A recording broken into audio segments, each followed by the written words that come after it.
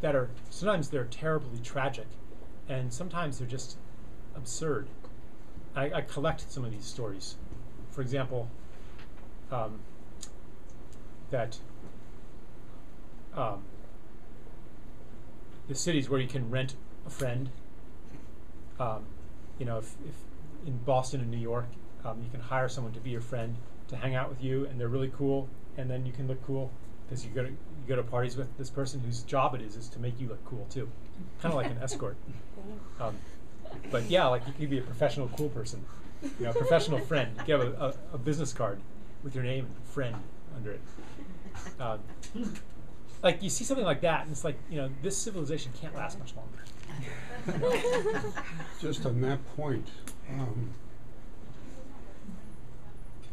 10, 15, my time horizon is screwed up completely, but there was a program, it was on public television, narrated by Scott Simon, called Running Out of Time. And one of the things they were talking about, one of the societies they were talking about were the Japanese, who were caught up in work so much, they used to hire people to be families to their parents. Yeah. Because they didn't have the time to do it. Yeah. And it was cheaper to have somebody, rather than take off time from work, have somebody do this for them. Yep. Yeah, I heard about that too. Yeah, you hired children to go visit with your elderly parents in their nursing homes and stuff, and pretend they actually I have a video pretend. of that somewhere. Yeah. Yep. Yeah, aren't nursing homes kind of like an extension of that? Yeah. You know, take care of it. Yeah. And this is part of, I'm going to talk about money in a minute, because this is part of the crisis that, you know, that we pay for everything now. There's nothing that hasn't become a service, a paid service.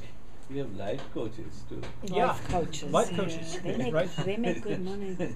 Well, I mean, there's so many life coaches now, though, that it's actually hard to make good money as a life coach, because the life coach schools are churning them out. Yeah. But that's another example, like, you know, a wise elder with wise advice. Like, that was never something human beings paid for. Never. But now it's something that we pay for. Child care, you know, is something that we never paid for. People would just watch each other's kids. Like, in a traditional village, you know, like, that was not a concept. Even like a small town USA 50 years ago, childcare was not a concept. You could not open a childcare facility because that was part of a gift economy. So, and there's a good reason for that, because money demands endless growth of the economy. When the economy stops growing, the money system doesn't work anymore. As a And medium of exchange. the way, because the way that money is created necessitates growth. Money is created through interest-bearing debt. So, for example, do you guys know how money's created? Yes, Yeah.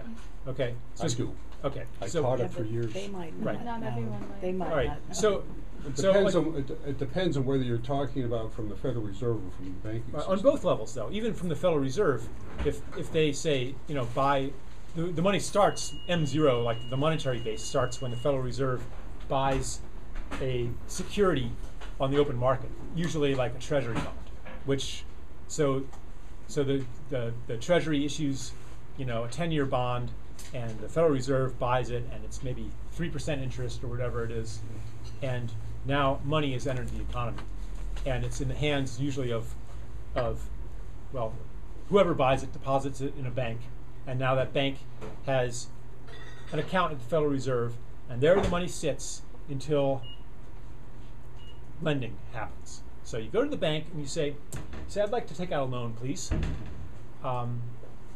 And the bank says, well, what would you like the money for?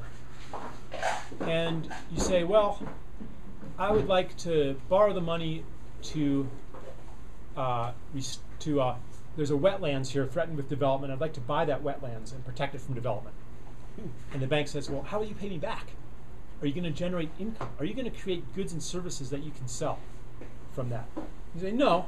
And the bank says, well, sorry, that's a nice idea, but I'm not going to lend you that money. Then someone else goes to the bank and says, I would like to buy that wetlands too, and I would like to pave it over and build some houses there. And with that $10 million, I'm going to make $20 million. Congratulations. Yep. And I'm going to pay you back, bank. I'm going to pay you back with interest. The bank says, yes, you're a fine young man with a good business plan. And because you're going to generate goods and services. So that's where the money goes. It goes to people who are going to generate sellable goods and services. If I say, you know, I want to preserve my neighborhood so that we all watch each other's kids, and we're going to have a child co-op, and we're all going to watch each other's kids, and we're going to cook together too, so we don't have to go to restaurants so much. You know, and we're going to depend less on money. You're not going to get a loan to do that. But if you say, here's a neighborhood where they're watching each other's kids, and I can do it more efficiently. I can hire 2 people and open a daycare center. This area is underserved by daycare. It's a good location. And there's no fast food restaurants either in that area too, so I'm going to open a fast food restaurant. I'm going to sell goods and services where once people watched each other's kids on a gift basis or for free and cooked their own meals. And now I'm going to sell something there. Then there's an opportunity to generate goods and services. So that's one way to look at why money has to grow. Another way simply is just that at any given time, the amount of money in existence is less than the amount of debt in existence. In order to pay off all the debts, the money supply has to grow.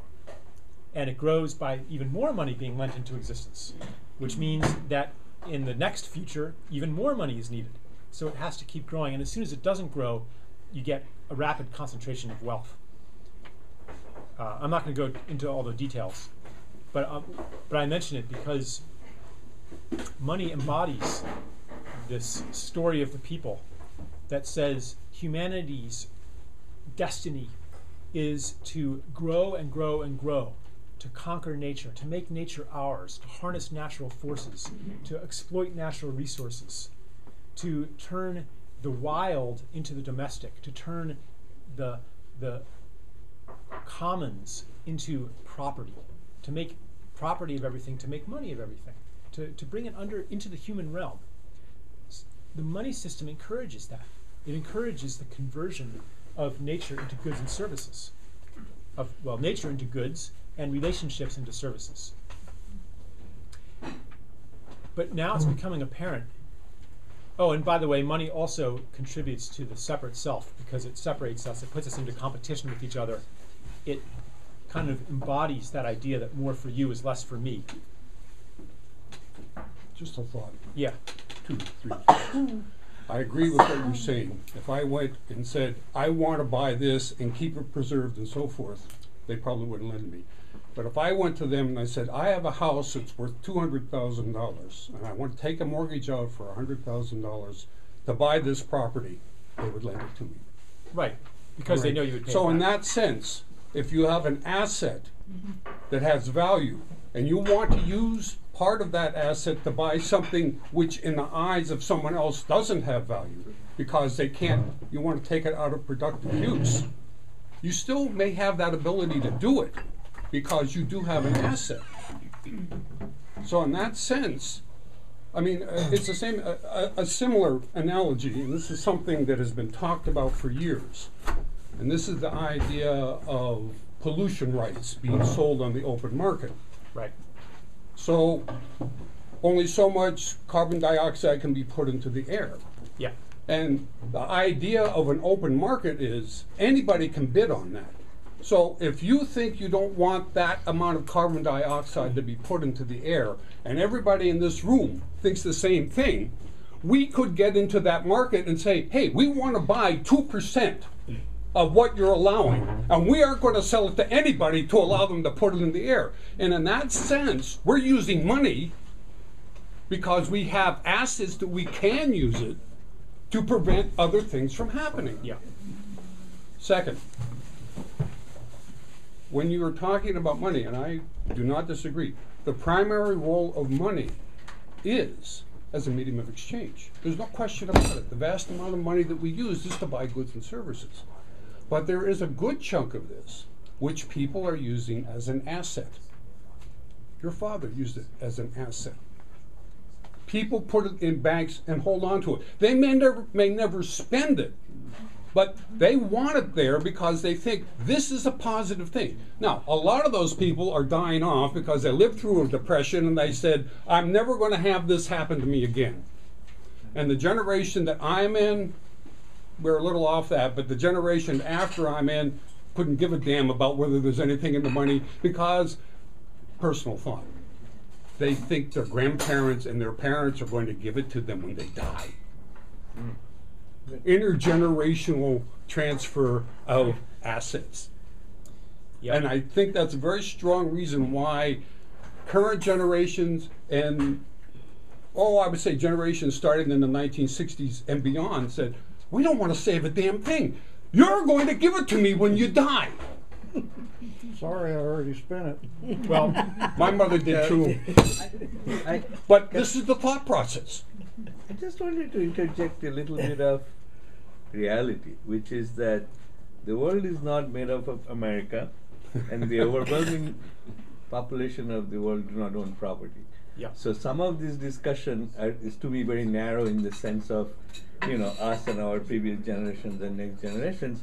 Most people in the world are trying to make a living in a very different way. Yeah. So Day to and day. and given the migration of labor now, not just capital, when you see scenes of Bangladeshis from Tunisia or Libya trying to get on a boat to go To get home, back. they're destitute people. Yeah. So even the discussion of leaving things for the next generation, Well, this is in some ways moot, Yeah. for the most of the Right. world. Oh, It's I mean, really This is like current modern macroeconomic theory, which applies to about 0.1% of the population of the world, and they're saying we do this in such a way that everything is going to be fine, and they haven't described any reality.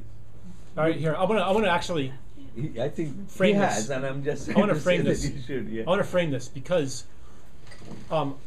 not only does it only apply to 0.1% of the world, but actually most people in this room probably don't give a shit about macroeconomic theory. And Most of them don't have the slightest and I idea wanna- what it is. I want to connect the personal and the global a bit here. Yeah. But also I do want to acknowledge what Ron is saying, and that the contagion is spreading to every corner of the globe. Places that were never in a money economy, such as India. Most people in India didn't really live in much of a money economy. Most of their needs were met by neighbors in their community that didn't really depend that much on money. That's changing. One reason why there's all these suicides in the rural areas of India is because Monsanto comes in and offers this new improved grain that now requires chemical inputs that can only be bought with money. So they end up mortgaging their land, and the whole idea of owning land, it's actually quite new on Earth.